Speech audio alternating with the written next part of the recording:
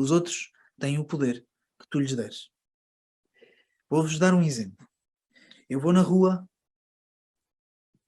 e vem alguém que eu não conheço de lado nenhum e diz: Bruno, és um anormal, és feio, e quando olho para ti apetece-me fechar os olhos. Imagina, alguém chega ao pé de mim e diz-me isto. Chama-me nomes, insulta-me, aquilo que foi. O que é que acham? Qual é que acham que vai ser a minha reação? Alguém que eu nunca vi na vida, eu não faço ideia de quem é, e começa-me a chamar nomes. E o Christian diz: tu também, e segues caminho. Seria uma boa opção, e seria uma opção que eu talvez fizesse, enquanto me ria. Enquanto ficava um bocadinho tipo incrédulo, até olhava à minha volta a ver isto foi mesmo para mim. Esta pessoa, eu nem não conheço esta pessoa, tipo, onde é que ela foi buscar isto? Onde é que ele foi buscar isto? Eu nem sequer sei porque é que me disse isto. E fico um bocadinho, bem, nesta situação de porquê? Porquê é que me disse isto assim de repente? E porquê? Porque há alguém que para mim não tem valor nenhum, que eu não conheço. Agora imaginem o que é eu chegar a casa e alguém que eu amo diz-me exatamente a mesma coisa, exatamente com o mesmo tom de voz que a pessoa que me disse na rua. O que é que acham que acontece? De repente, aquelas palavras já podem ter um impacto profundo em mim, deixar uma cicatriz, estragar uma relação. Mas como? As palavras são as mesmas, o tom de voz foi o mesmo. O que é que mudou? A pessoa. E o que é que mudou? O valor que eu dei às palavras da pessoa. Portanto, eu dei o poder à outra pessoa de me fazer sentir assim. E atenção, eu aqui não estou a dizer que tu não vais dar esse poder a ninguém. Aliás, acho que uma das belezas da vida é darmos esse poder às pessoas. A questão é, a quais pessoas é que dás esse poder? A pessoas que te querem bem? A pessoas que sabem como te fazer bem? Ou pessoas que o teu bem não querem? E às vezes é inconsciente. E nós damos isto a colegas de trabalho que não gostamos, damos isto a pessoas que nos fizeram mal na infância, damos isto, este poder a todas as pessoas, indiscriminadamente, sem ter consciência de eu quero dar este poder a estas palavras desta pessoa ou não. Esta é uma pessoa que tem este poder na minha vida ou não. Porque depende de mim. E portanto, os outros têm o poder que tu lhes dás. E isto não quer dizer que não vais dar poder, quer dizer que podes escolher a quem é que dás esse poder. Porque a maior parte das vezes nem sequer são os outros que te desiludem. Foram as expectativas que tu criaste, as ilusões que falávamos há bocado, que tu criaste, que não se cumprem e tu desiludes-te. E portanto, novamente, não foram os outros a desiludir-te. Foste tu que te desiludiste. Agora, um princípio muito importante sobre esta segunda chave é, e é uma frase que eu quero que levem convosco, sempre que tu deixas, ou sempre que tu te sentes mal por causa daquilo que os outros fazem ou dizem, só te podes sentir bem quando eles deixarem.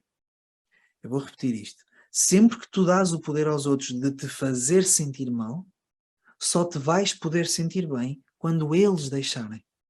Porque se tu não tens este controle, se a maneira como te sentes e o poder que os outros têm não depende de ti, depende deles, tu és uma vítima, não és a causa, és o efeito, então nesse momento estás a dizer que sempre que alguém quiser chatear-te, consegue.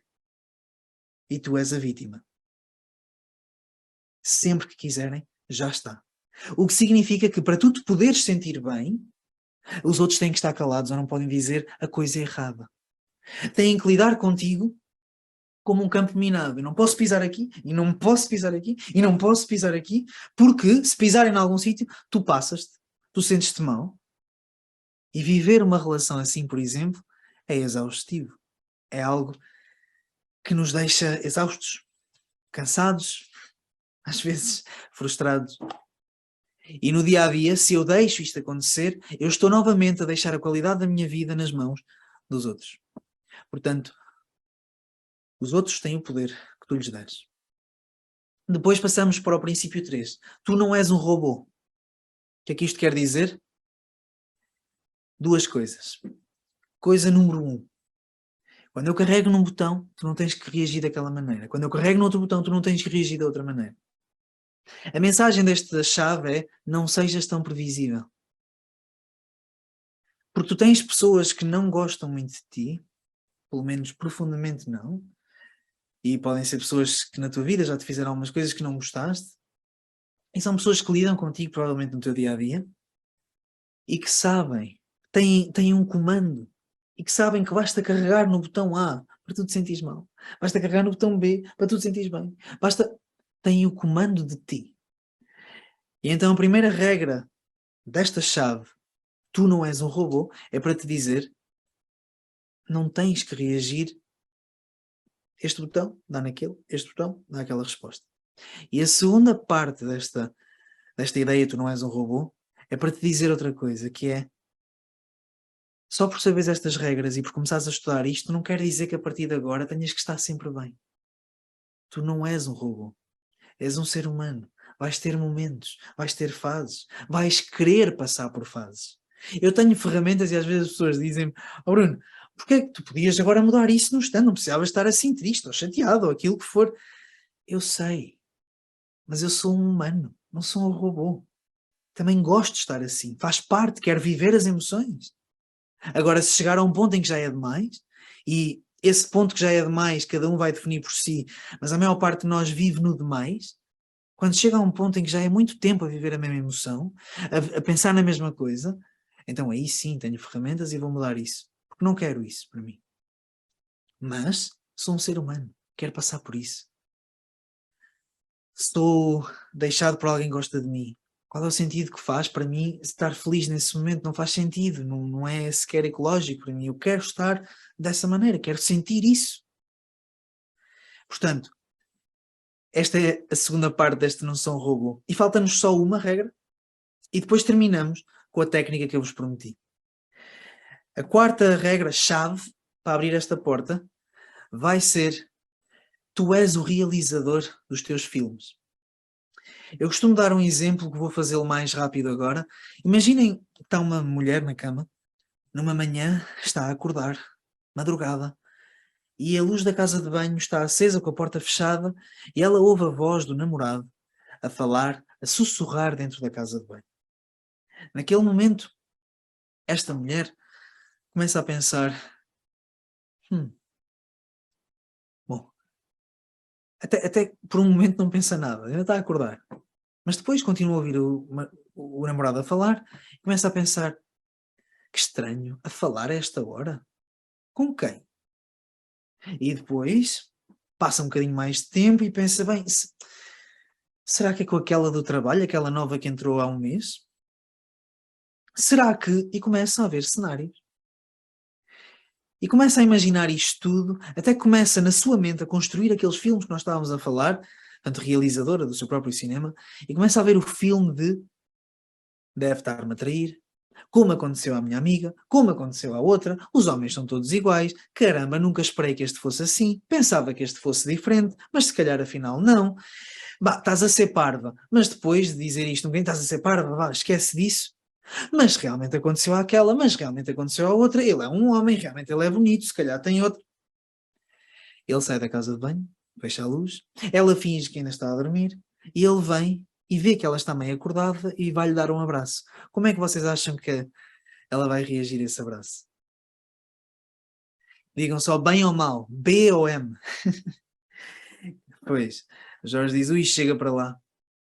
Mal, não vai reagir muito bem, ou pelo menos não vai ser tão quente como podia ser. Vai se afastar um bocadinho, não vai receber tão bem um abraço. E agora imaginem que isso se perpetua. O que é que vai começar a acontecer? O homem, mesmo que não estivesse a fazer nada, vai começar a sentir que ela não é a mulher que ele conheceu. Que ela é alguém um bocadinho mais fria, que já não me abraça como de antes, que não me dá o carinho que eu gostava de receber. Ainda por cima estou numa fase tão difícil no trabalho, preciso de receber isto. E atenção, estou a falar de um homem neste caso, nesta posição, podia ser a mulher, podia ser vice-versa, não interessa. E então o que é que acontece? Ao fim de algum tempo ele começa a sentir que ela não lhe dá aquilo que ele precisa, inconscientemente, antes de ser consciente. E depois, por acaso, aquela nova colega do trabalho até lhe dá muito carinho, muita atenção, trata-o bem. E ele, sem se aperceber, fica a dar-se mais tempo com ela, fica mais tarde no trabalho. E sem querer, andando para a frente, isto aqui, atenção, obviamente não é a única solução, o único desfecho, mas a probabilidade aumenta dele trair por causa do pensamento dela.